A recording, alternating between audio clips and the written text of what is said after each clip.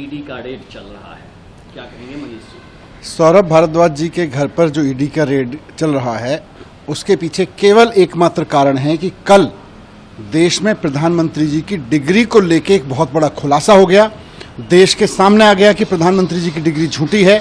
देश के सामने आ गया कि प्रधानमंत्री जी ने डिग्री को लेकर झूठ बोला, भारतीय जनता पार्टी ने प्रधानमंत्री जी की डिग्री को लेकर झूठ बोला।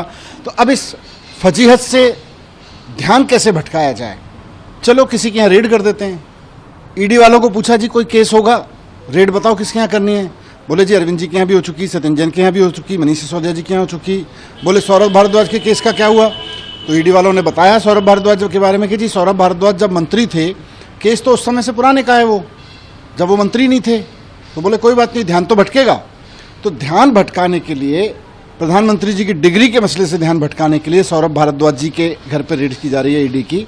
और मजाक है, बच्चा भी हंसेगा इस बात को सुन के कि सौरभ भारद्वाज के घर जिस केस में रेड हो रही है वो उसके मंत्री बनने से पहले का केस बताया जा रहा है, और रेड तब के लिए हो रही है जब वो मंत्री बना।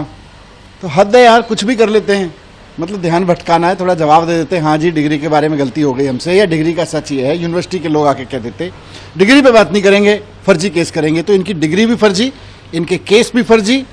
सत्येंद्र जैन का केस जैसे देखा आपने, सारा का सारा केस फर्जी निकला, वैसे ही इनके सारे केस भी फर्जी निकलेंगे और अंत में देखना सब फर्जी निकलेंगे भारतीय जनता पार्टी के लोग। लेकिन ईडी का जैसे जो इतिहास है, जो बताते हैं कि जब भी कार्रवाई होती है तो भ्रष्टाचार के गंभीर मसले को लेकर ईडी का हमेशा दावा रहता है कि हम कार्रवाई करते हैं। ईडी का केवल एक ही मसला रहता है कि भारतीय जनता पार्टी उनको कह दे कि भाई देश का ध्यान भटकाना है। प्रधानमंत्री जी की डिग्री पे जो बहुत फोकस कर रहा है देश, सोशल मीडिया से लेके मीडिया तक में, इंटरनेशनल मीडिया तक में चर्चा हो रही है कि एक देश का प्रधानमंत्री झूठी डिग्री के मामले में एक्सपोज हो रहा है।